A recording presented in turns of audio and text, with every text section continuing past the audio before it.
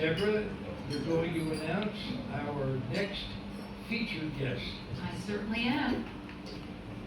January Jones has spent decades doing amazing things, doing amazing places, going to amazing places, and interacting with amazing people.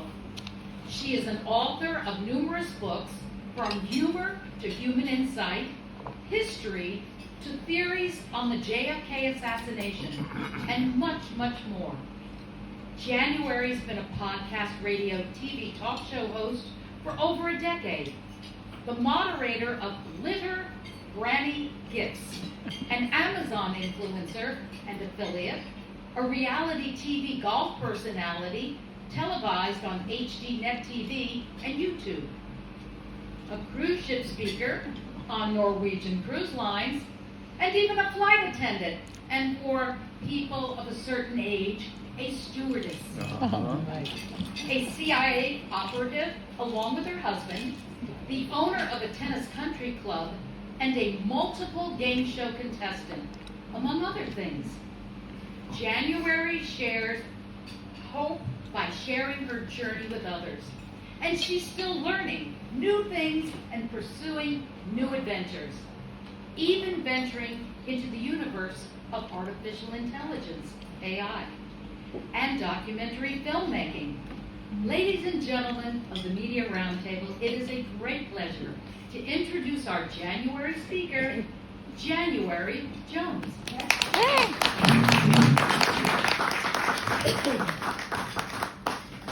Thank you very much, Deborah and Dick. I'm so pleased to be here.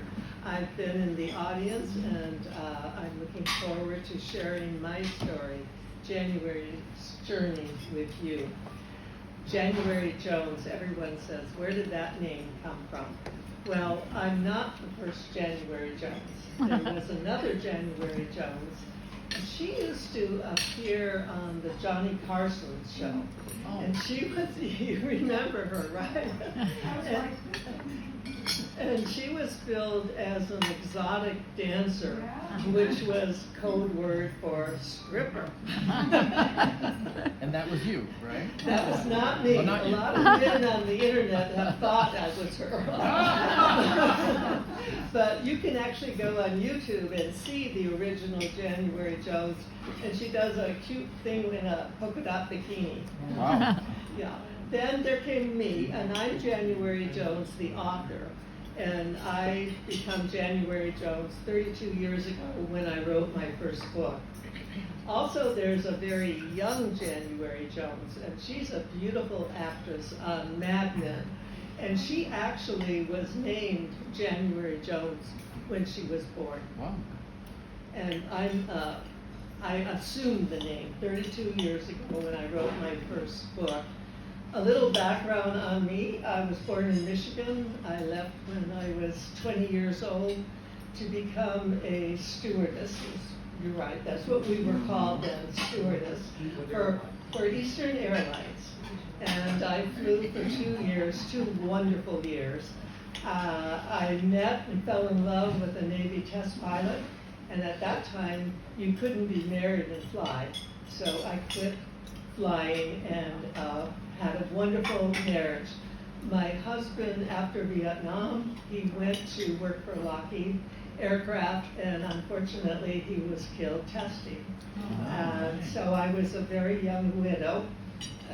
Then within 2 years, I met my next husband, who happened to be a pilot for United Airlines. Of course, my mother said, I don't believe it. You're going to marry another pilot. And happily, I did. And we had a wonderful 55-year marriage. And he passed last year from cardiac amyloidosis, which was incidentally caused by Agent Orange. So since he's passed, I've been keeping myself very busy. I wrote my first book 32 years ago. And that was when we were all still asking who killed Kennedy. Guess what? We still are asking. I wrote a book called Oh No, Jackie O, The Unspeakable is Spoken. This book was based on a theory. I followed the money, and I thought about who had the most to profit and gain from that assassination. I concluded that obviously it was Lyndon Johnson. He became president.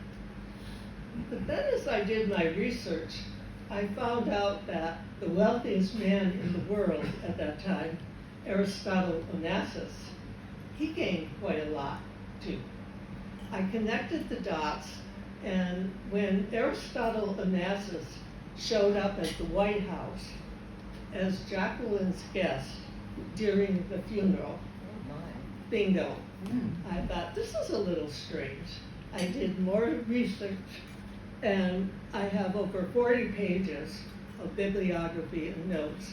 I did my research the old-fashioned way. This was before the internet. I went to the library. Wow. I found the books, I did everything. And I'm very proud of this book, and I'm proud of the fact that I self-published it, which was unheard of back then. Actually, now everyone can go to Amazon and Kindle, and they pretty much publish your book for you. So that was my first book. Then after that, I had so much information, I published another book. And this is Christina. This is about the Onassis yacht. And it's Celebrities, Warships, and Chaos, the Onassis Odyssey. This is a very juicy book. I think the ladies will enjoy this. After, my mouth is getting dry. After my first book came out, I did over 500 radio and TV shows, people questioning my theory. And my theory actually is just a theory, but I think when you explore it, you discover it makes more sense than any other theory we've heard for the last 60-some years. After I did all the interviews, I put together a small book called Jackie, Ari, and Jack, The Tragic Love Triangle. And this book addresses all the questions that people asked me after I wrote the first one. This book has just been, I was approached by Creator Wood. This is an AI company, and they are making this book into a documentary. And they approached it. It'll be coming out in February. Wow. And it's an interesting experience if you have ever done anything with AI. They can't use the actual people. They have to have other people. So I got, as director, I got to choose the actors. Well, guess who I chose to play Jackie? You. Yes, the 20-year-old January Jones is Jackie. And my first husband is RFK. My second husband is JFK. And several of my children are in the movie. Basically, I chose people who had either, who are deceased or members of my family. So I'm pretty sure I won't get sued. Interesting experience, and I'm very excited about that. After I got done writing all the Kennedy books, I was approached by Booker Press in New York, and they wanted to have me write a book, and I said, I'm ready to do something different.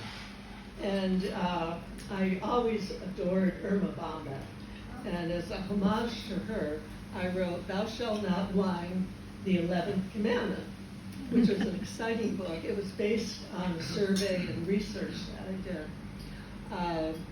When I wrote it, it was so much fun, and I really enjoyed sharing it with everyone. The interesting thing is that at Amazon, when it came out, it went to #1 in religion.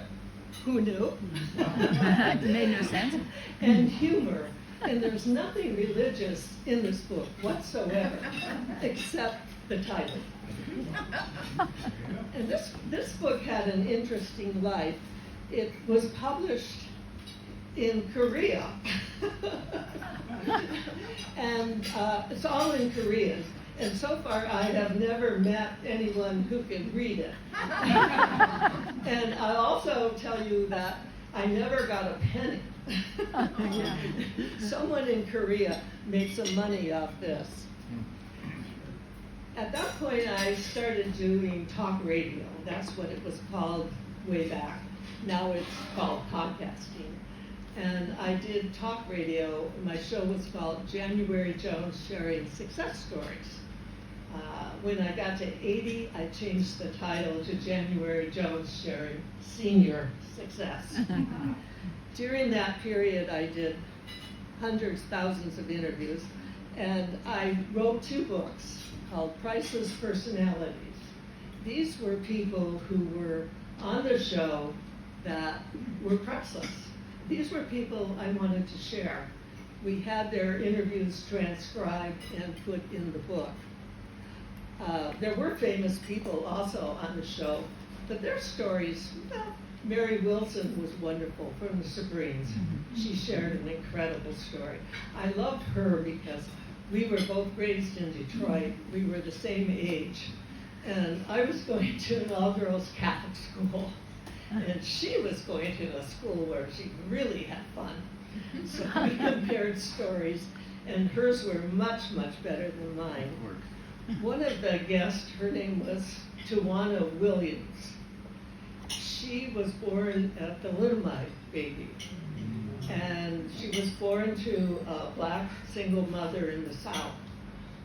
She was born without arms. She came on the show and told the story about her mother writing a letter to President Kennedy, saying, what am I going to do? I have this child. I don't know how I'm going to raise this child. She received a letter from President Kennedy, and he said, we'll take care of it.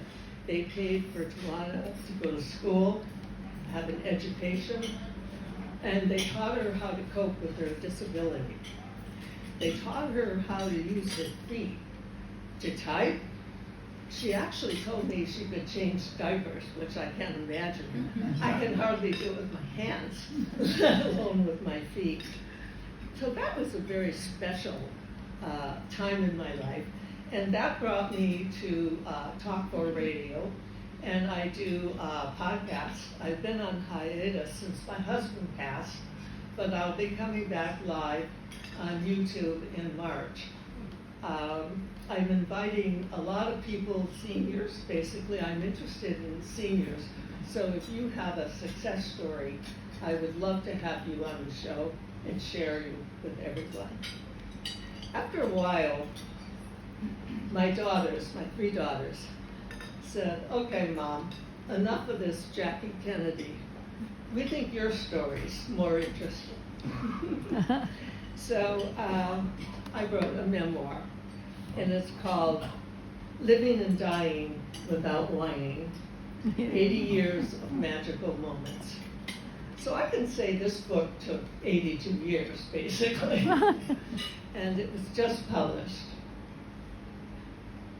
This last year, I was just sitting around figuring out what to do next, and I wrote another book called Woman, Thou Shalt Not Whine, the 12th Commandment.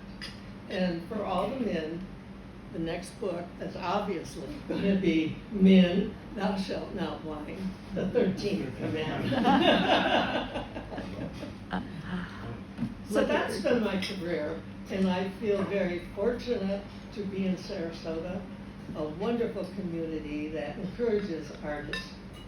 I'm very lucky to share my career with Team Jonasson, Jeannie Krikorin, who is handling my publicity, and she's done all my audiobooks. Incidentally, all my books are available at Amazon, audio and paperback and ebooks, which is wonderful.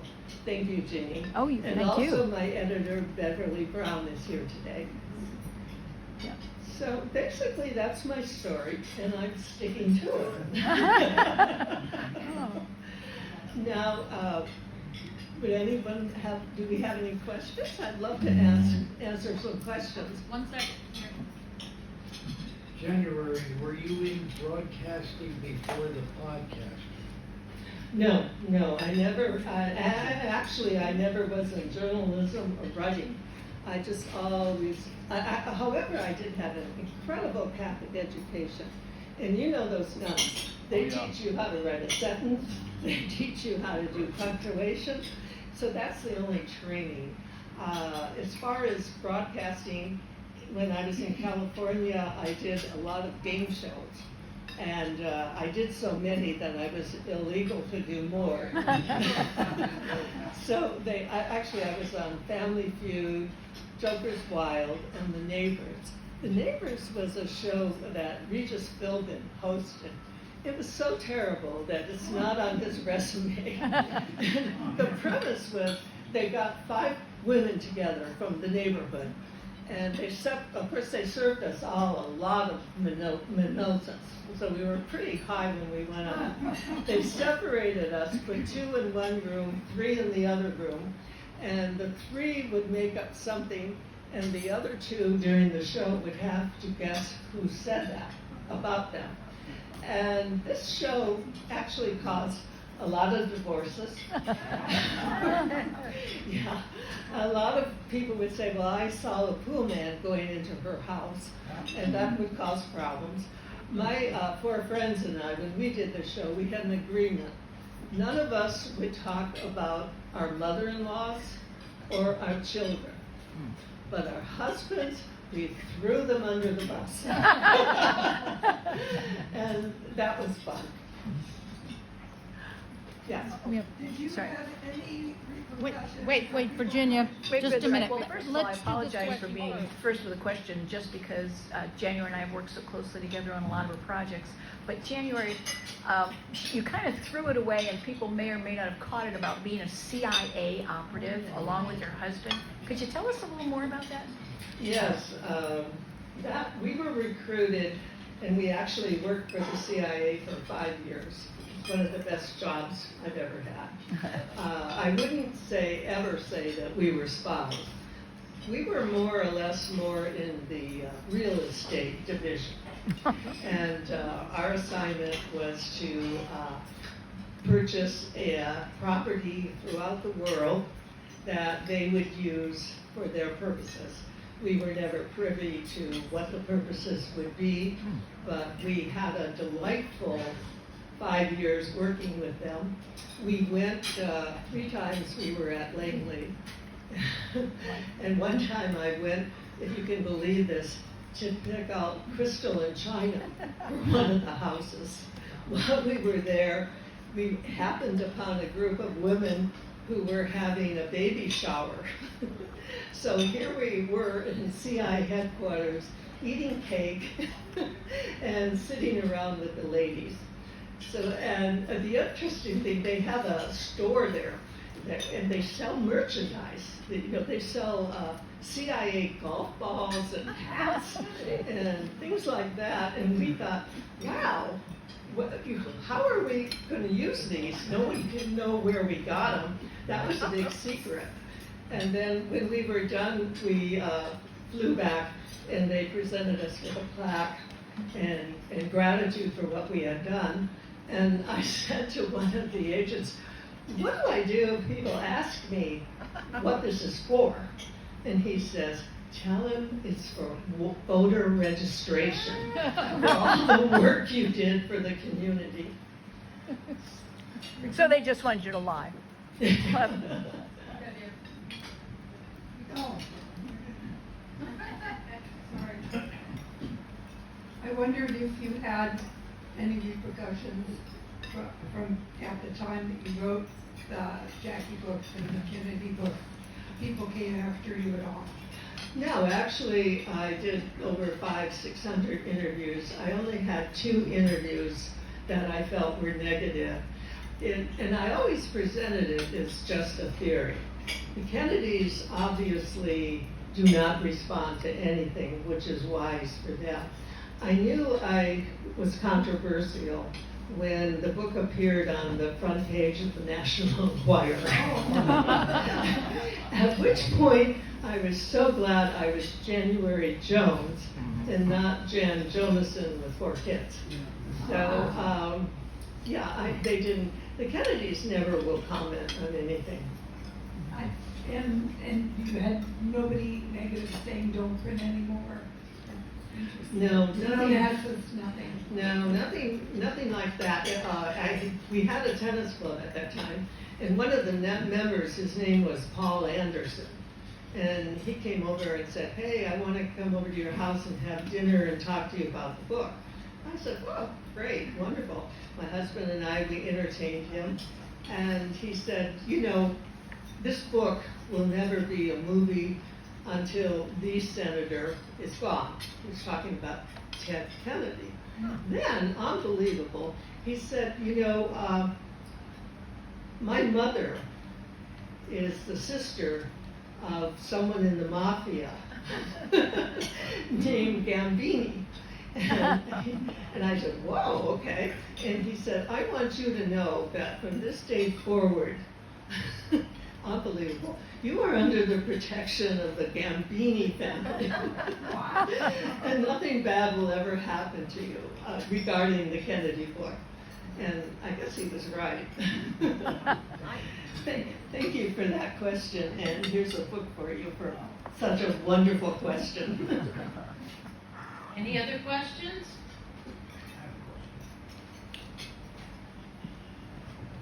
In your career, where have you lived throughout the United States? That always interests me, where people have lived. Okay, I started out, I was born in Michigan. I went to Miami to fly for Eastern. I was based in New York.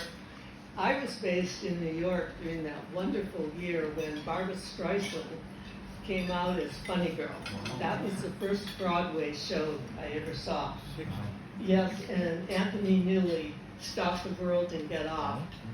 And then I moved down to Miami, where I met my test pilot husband. We then moved to Patuxent River, which is the Naval Test Center.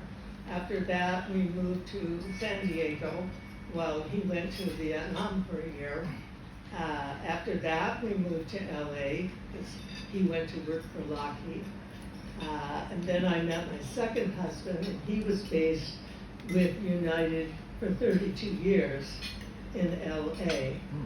After he retired, he then flew for NetJets for 7 years, and he got to fly the lovely Mrs. Buffett around. Also Tiger Woods and a lot of other celebrities. He had to retire at 60, and that was the rule then. Even though you don't start your benefits till 65. So when he retired, we moved to Arizona. And we knew we couldn't stay in California because we figured we were going to run out of money. We were in Arizona, we lived in the mountains, and we had a beautiful home, but the elevation affected my lungs, and I had trouble breathing. So the doctor said, you need to get to sea level. So we had a daughter who lived here in Sarasota. Easy decision. Once we got here, we were just thrilled with the opportunities for theater. We got subscriptions to the Oslo Van Wessel and the wonderful Florida Studio Theater. So that was just a wonderful surprise, and we love living here very much. And here's a book for you. Any other questions? So I'm curious, with your podcast and your YouTube channel, do you have advertisers, or what I've read is once you become an influencer, they come to you? I'm curious about how that works. Well, at various times I did have advertisers, and I did a promotion where if they bought ads on my show, then they could co-host a show with me once a month. At that time, I was doing 6 shows a week, which was incredible. I did 2 hours on Monday, Tuesday, and Wednesday. I was on Blog Talk, iHeart, and so many stations, Voice America. Then I burnt out completely, and then I stopped back to 2 shows. And then I started advertising, guess what? My books. And I used the podcast to promote myself. And now, when I start back in March, I will be basically promoting Creatorwood, which is the AI company making movies. He called it Creatorwood, which he hopes to replace Hollywood. And I'm their first documentary that they're doing, and they're hoping that I will inspire other people who have written books and want them to be made into an AI movie. It's expensive. It's about $250 per minute. However, you can make a movie on your own for $10,000, where it probably costs you $10 million to make it in Hollywood. So Michael Evans is the one who created this firm. He graduated from Harvard, and he started this career with a TV show called The Beast, which he helped create. After a while, he decided, hey, I'm going to start my own company. And that's when he created Creatorwood. And we found each other. They're delightful to work with. And thank you very much. And here's a book for you. I had a question about the AI, because you mentioned that you're, Here we go. Oh, you already have the book. you mentioned that your family was in it. So do they take pictures of your family and then generate the AI characters from pictures of your family? How did that work? It's fascinating. You become the director. You give them director's notes at every step of the way. So when you give them the script or the book, they create how many characters will be in it. You then pick what that character will look like, what their voice will sound like, and then you will have a choice of the surroundings, and then you have a choice of the objects that are going to be used. And so every step of the way, they send you things to decide.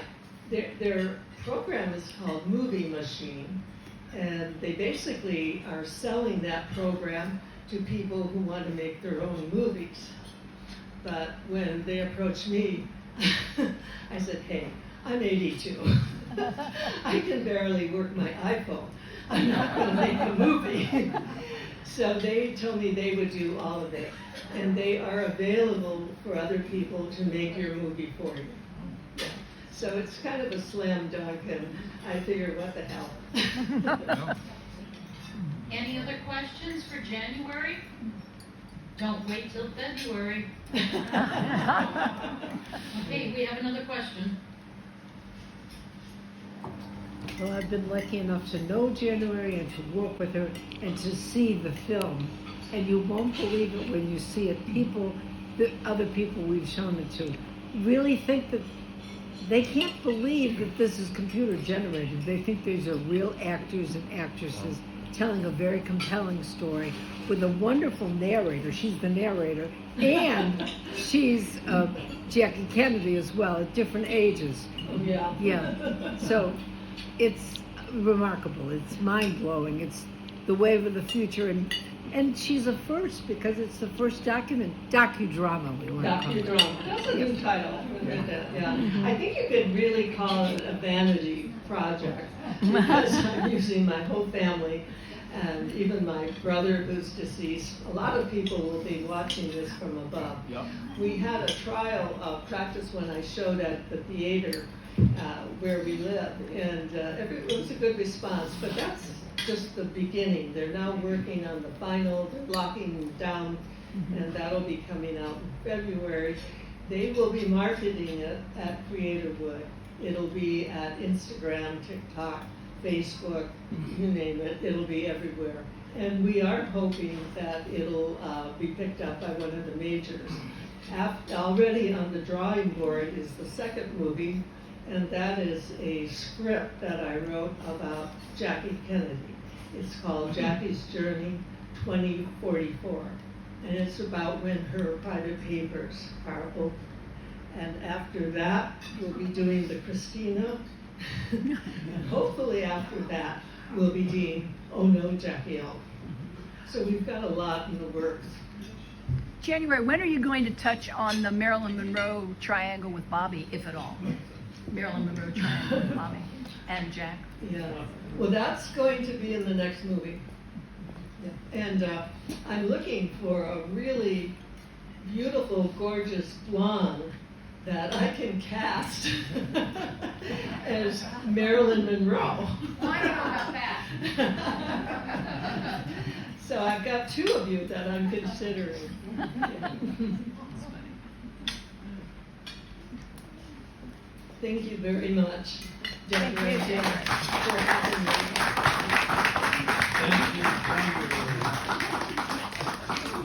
Fascinating career. I was thinking, a lot of people talk about the interest rates or the economy or stocks or whatever, real estate. Close to my heart is the theater. You know, way back when there was a crash, I'm talking about before a lot of us were even here,